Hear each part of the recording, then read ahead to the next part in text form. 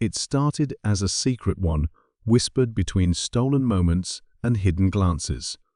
A love story that was never meant to be. She was 17, young and full of dreams, but caught in something far too dangerous. He was older, charming, and worst of all, married. To her, he was more than just a lover. He was an escape from the loneliness she never spoke about. To him, she was a mistake he could never afford to let surface. But when she missed her period and saw 2 pink lines staring back at her, the truth became impossible to ignore. She was pregnant, and suddenly, the affair that once felt exciting turned into something terrifying.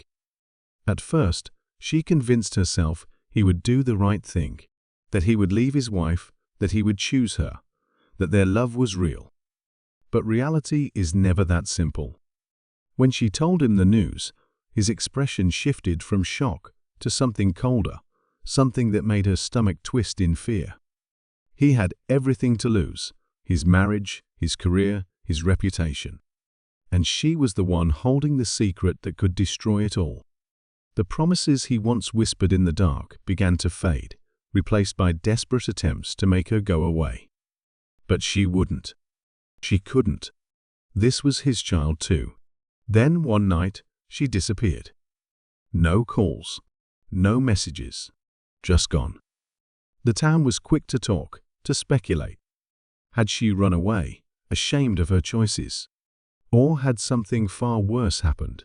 As days passed with no sign of her, the whispers grew louder. And when the truth finally surfaced, it was more horrifying than anyone had imagined. The affair had ended, but so had a life.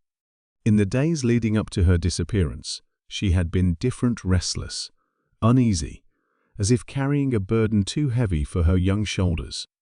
Friends noticed the way her hands trembled when she spoke, how she flinched at the sound of her phone buzzing, how she stared off into the distance, lost in thoughts she never shared.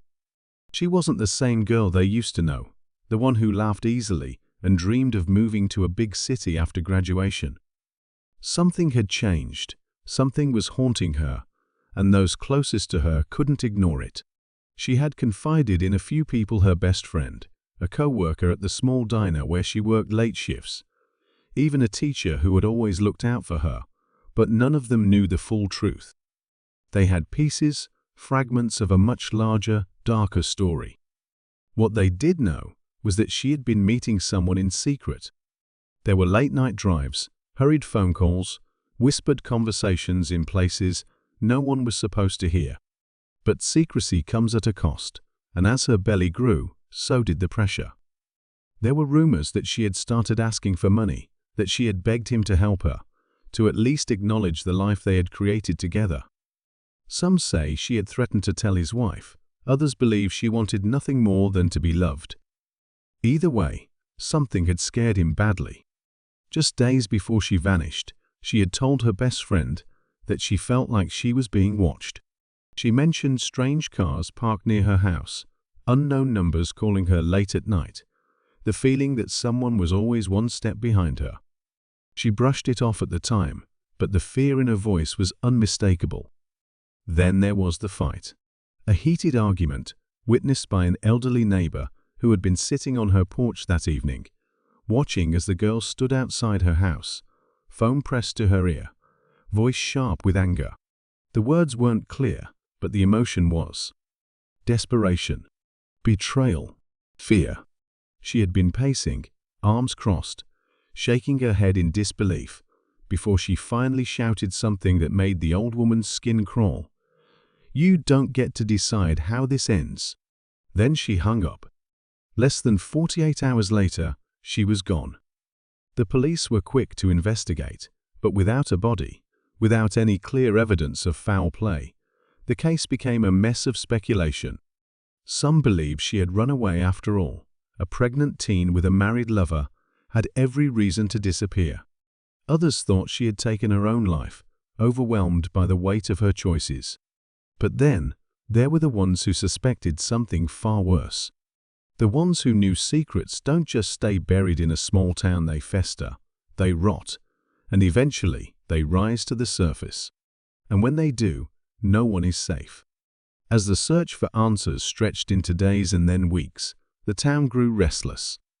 People whispered behind closed doors, theories spread like wildfire, and yet no real progress was made. Then, just when it seemed like nothing would break the silence, something strange happened. A key piece of evidence, something that could have changed everything, vanished. It was a diary, one she had kept hidden beneath her mattress, filled with entries that detailed her fears, her late-night meetings, her growing desperation. Her best friend had found it the day after she went missing, flipping through the pages with trembling hands, unable to believe what she was reading. But before she could turn it in to the police, it disappeared. One moment it was there, tucked safely away in her backpack, and the next it was gone. She swore she hadn't misplaced it. Someone had taken it. Someone who didn't want the truth to come out. And then came the warning. It wasn't direct, no threatening letters or anonymous phone calls, but it was clear nonetheless. One evening, as her best friend walked home from work, a car she didn't recognize slowed beside her.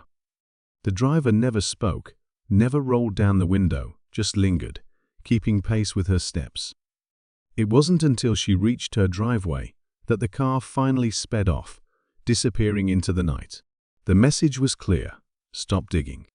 She tried to convince herself it was just paranoia, but deep down, she knew better. Someone was watching, someone who knew she had been looking for answers. But why? Who had the most to lose if the truth came out? That was when an old rumor resurfaced, one that had been buried for years. It was about him, the married man at the center of it all. He had been involved in another scandal once, long before this one, though no one ever talked about it openly. A girl, younger than him, had left town suddenly, with no explanation. Some believed she had been paid off. Others thought she had simply gotten tired of the lies. But now, with another girl missing, the old whispers came rushing back. Had history repeated itself? And if so, what had been done differently this time to make sure she never came back? Just when it seemed like they were on the verge of uncovering something real, something concrete, another unexpected roadblock appeared. A new suspect. Someone no one had considered before. Someone close, too close. They had always seemed harmless, supportive even, but looking back, the signs had been there. The missing diary, the strange encounters, the lingering stares that, in hindsight, felt more like warnings. Had they been helping all along, or had they been working against them? Before the truth could be confronted, before the pieces could fully come together, another shocking revelation shattered everything they thought they knew. And this time, it changed the investigation entirely. Just as the pieces were starting to fall into place, everything took another unexpected turn this time, dragging someone else into the chaos. Her co-worker from the diner, a quiet girl who had mostly stayed out of the rumors, showed up at the police station one night, pale and shaken. She had received a message, an anonymous note slipped under her door while she was at work. There was no signature, no explanation, just 4 chilling words scrawled in uneven handwriting.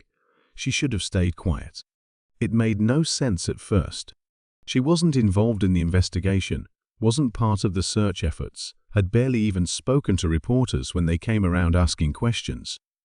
But then she remembered something. A conversation. It had been a few weeks before the disappearance, during a late-night shift, when they were the only two left at the diner.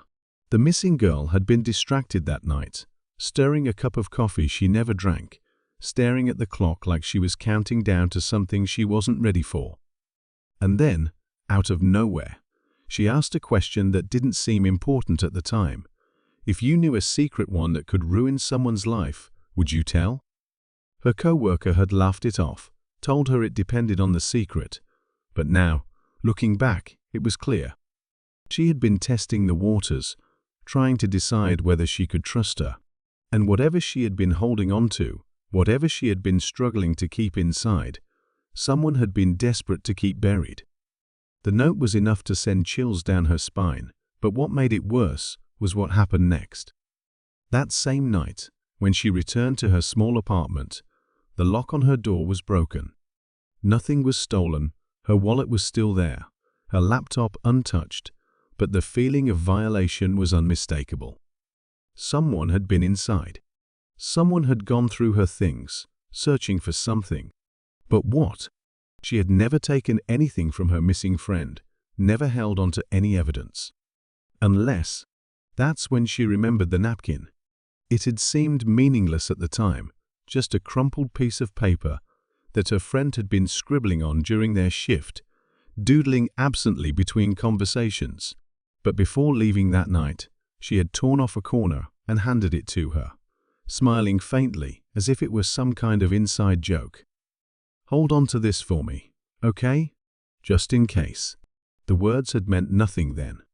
But now, as she dug through her bag and pulled out the faded scrap, her hands began to shake.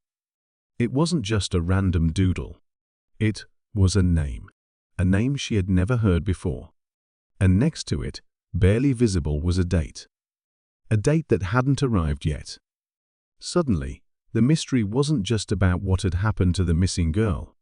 It was about something bigger, something still unfolding.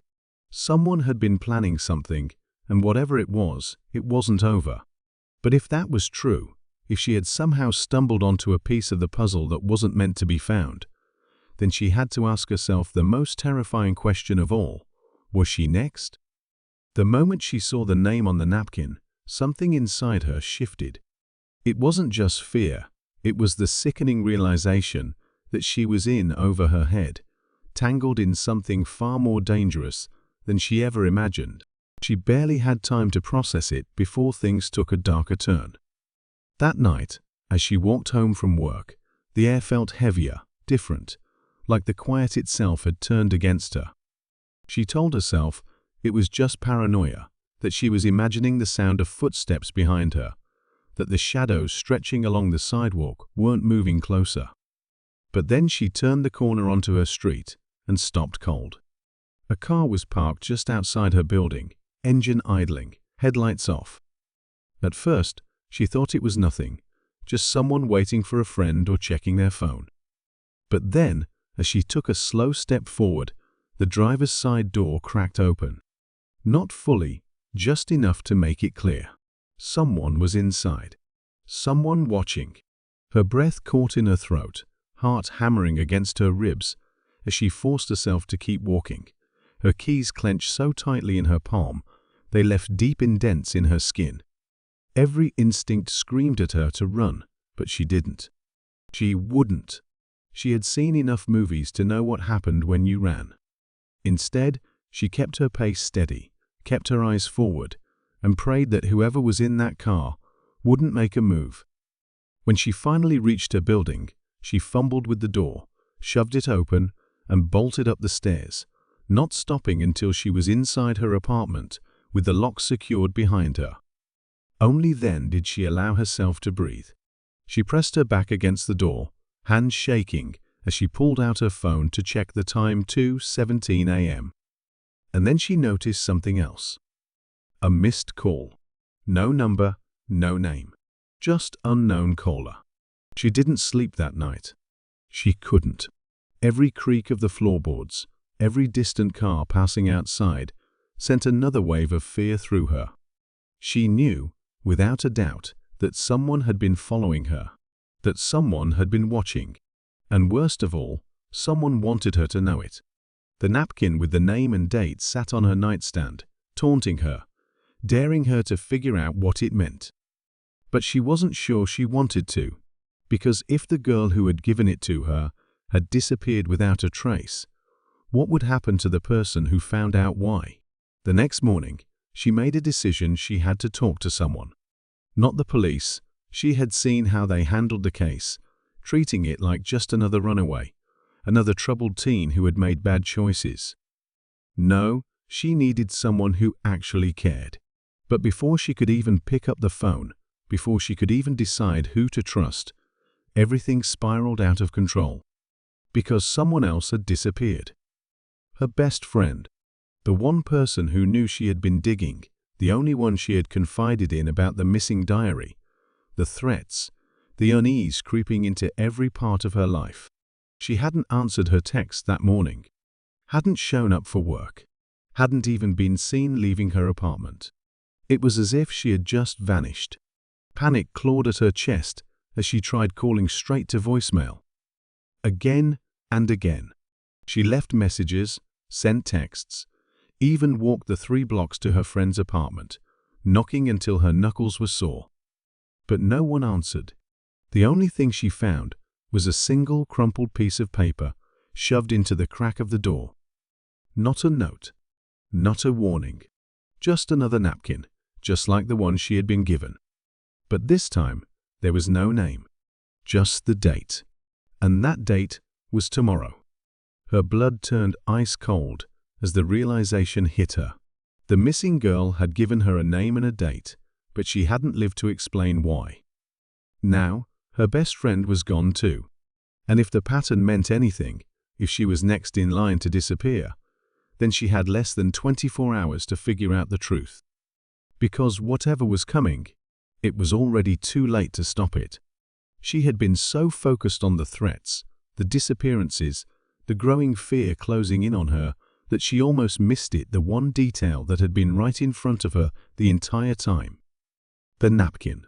It had seemed like such a small thing, a cryptic message left behind by a girl who had known she was in danger. But as she stared at the two, she now had the first with a name, the second with only a date. Something clicked. The handwriting. It was the same. Not similar. Identical. Every curve, every letter, every shaky stroke. But that wasn't possible. The first napkin had come from the missing girl. The second had been left at her best friend's apartment after she vanished. Which meant only one thing. Either the missing girl was still out there, alive, or someone had been imitating her all along. The thought sent a chill through her, but before she could fully process it, her phone buzzed another unknown number. She nearly ignored it, but something in her gut told her to answer. The moment she did, a voice low, panicked, and barely above a whisper came through. "You need to stop." It was a woman. The call was crackling, unstable, but she could make out the fear in her tone. "You don't understand what you're getting into. It's not about her. It was never about her." And then, before she could ask a single question, the line went dead. "Not about her?"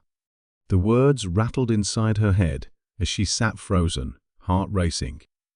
The entire time, she had believed this was about the missing girl, about a secret affair gone horribly wrong. But what if it wasn't? What if the girl had just been a piece of something much bigger? Something that had started long before she ever got involved. And if that was the case, then what exactly had she stumbled into? Her hands shook as she turned back to the napkins, trying to think, trying to see what she had missed. And then it hit her. The date. Tomorrow. It wasn't a deadline. It was an event. An appointment. And suddenly, she knew where she had to go. There was one place the missing girl had always been drawn to, one place she had returned to over and over again. In the weeks leading up to her disappearance, the same diner where she had scribbled the napkin in the first place. She didn't have a plan. She didn't have backup. But she had a feeling, one she couldn't ignore. She grabbed her keys and headed out, ignoring the gnawing fear in her chest. Because for the first time, she wasn't just looking for answers anymore. She was walking straight into the heart of the mystery. And if she was right, then someone was already waiting for her. The diner was nearly empty when she arrived, the kind of quiet that made every movement feel heavier, every sound sharper. The neon lights above flickered against the rain-slicked pavement outside, casting ghostly shadows through the window. She hesitated at the door, her fingers hovering over the handle as doubt twisted in her stomach. She wasn't sure what she was walking into, only that she had to. The napkin in her pocket felt heavier than it should have, like it carried the weight of 1,000 unanswered questions. And then, as she pushed the door open and stepped inside, she saw him. He was sitting in the farthest booth, half hidden in the dim lighting, stirring a cup of coffee he hadn't touched. It was a face she knew well too well. Someone she had trusted. Someone who had been there through it all, listening, comforting, helping. And yet, as soon as their eyes met, she knew. He wasn't surprised to see her. He had been waiting. The realization nearly knocked the breath from her lungs. She had suspected so many people, second-guessed every conversation, every look, every coincidence, but not him. Never him. And now, as he gestured for her to sit, a slow, knowing expression settling on his face, she realized just how blind she had been. She slid into the booth across from him, her pulse hammering in her ears. "You knew," she said, voice barely above a whisper. "You knew this whole time." He didn't deny it, didn't try to explain it away. Instead, he exhaled, shaking his head with something almost like pity. "I tried to keep you out of it," he murmured. "You have no idea how deep this goes." Her fingers curled into fists under the table. "Then tell me." For a long moment, he said nothing. Just studied her, like he was deciding how much she could handle. Then finally, he reached into his jacket pocket. She stiffened, every nerve in her body screaming at her to run. But when he pulled his hand out, it wasn't a weapon. It was a folded piece of paper. He placed it between them, tapping it once with his finger. "Read it." Her hands shook as she picked it up and unfolded it. At first, it didn't make sense. It looked like an official document, some kind of report. Then, her eyes landed on a name. Her name. She felt the blood drain from her face. "What is this?" "That's why you were warned," he said, his voice quiet but firm. "Why your friend disappeared. Why she gave you the napkin in the first place." He leaned forward, his expression darkening. "You think you're looking for the truth about what happened to her. But the truth is, this was never about her at all. It was about you." Her breath hitched. A cold, sinking dread pooled in her stomach. Every moment of fear, every late-night phone call, every shadow, lingering just a little too long, it had never been about the missing girl's secrets. It had been about hers. But how? What could she possibly know that made her a target? What had been buried so deep that even she didn't realize she was at the center of it? She wanted to press for answers, to demand an explanation, but then he did something that made her blood run cold. He glanced toward the window just for a second, just enough for her to follow his gaze. A car, parked across the street. Her chest tightened. It was the same car from before, the one that had followed her home, the one that had been waiting. Only this time, it wasn't empty. A figure sat inside, barely visible through the rain-streaked glass, watching. Panic surged through her, but before she could react, the man across from her reached out, gripping her wrist. Not hard, not threatening, just firm enough to make her listen. "You have a choice," he said, his voice steady. "You can walk away now, pretend you never saw this, never knew any of it. Or, pull." His fingers tightened slightly. "You can keep going. But if you do, there's no turning back. Not for you. Not for anyone close to you." Her throat went dry.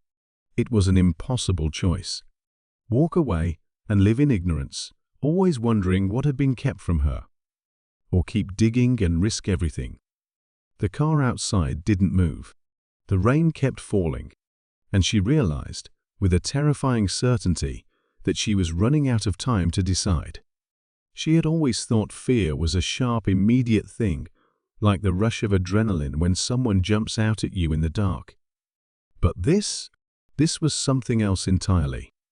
A slow, suffocating weight, pressing down on her chest as she sat frozen in that diner booth, staring at the car outside, at the shadowy figure inside it. She wanted to believe this was just about the missing girl, about a tragic mistake someone was trying to cover up. But as she gripped the edges of that folded document with her own name on it, she understood the truth. This wasn't a mistake. It wasn't even about her digging too deep. This had been set in motion long before she ever got involved. And now, There was no stopping it. The man across from her, someone she had once trusted, watched her carefully, waiting for her reaction. She wanted to demand answers, to make him explain why her name was on that document, what exactly they had done to her best friend, and how deep this all really went. But she already knew she wouldn't like the answer. "Why me?" she whispered, her throat tight, barely able to get the words out. He sighed, rubbing a hand over his face like he was exhausted. "Because you were never supposed to know." Before she could process what that meant, movement outside caught her eye. The car door swung open and a man stepped out, his posture stiff, deliberate. He wasn't just some stalker lurking in the shadows, he was here with a purpose. Her pulse spiked. She needed to get out of there. Now. But before she could move, the man across from her reached into his jacket again. This time, she did react, shoving back against the booth, her heart hammering, but all he pulled out was a key. He slid it across the table. "Go to the address written on the back," he said quietly. "There's someone you need to talk to." She hesitated, her gut twisting. "Why are you helping me?" His expression darkened. "Because I don't have a choice anymore." The door to the diner swung open. The man from the car stepped inside. She grabbed the key and ran. The cold air hit her like a slap as she pushed through the door and sprinted down the sidewalk. She didn't look back. She didn't need to. She could hear footsteps behind her, fast and steady. Whoever they weren't trying to hide it anymore. She tore around the corner, shoving through a small alleyway, her breath coming in ragged gasps. Her mind raced through every possibility. Who was at the address? Who could possibly explain why her name was buried in a conspiracy she hadn't even known existed? And more importantly, why did they think she was a threat? The only thing she knew for sure was that this went beyond one missing girl. This wasn't about an affair. It wasn't about a tragic accident. It was bigger, more calculated. And if she didn't figure it out soon, she wasn't just going to be another missing person. She was going to be erased. The house at the address was old, tucked away at the end of a dead-end road, surrounded by trees that loomed like silent witnesses. The place felt abandoned, its windows dark, its porch sagging under years of neglect. But she knew better. Someone was inside. Someone who held the final piece of the puzzle. She clutched the key, her fingers slick with sweat, and forced herself to move forward. Every step felt heavier than the last, the weight of everything she had uncovered pressing down on her. She had spent so much time searching for the truth, but now, standing at the door, she wasn't sure she was ready for it. She slid the key into the lock, turning it with a soft click. The door swung open on rusted hinges, revealing a dimly lit hallway that smelled of dust and something else, something metallic. Blood. Her breath hitched, but she stepped inside anyway, her instincts screaming at her to run even as she forced herself deeper into the house.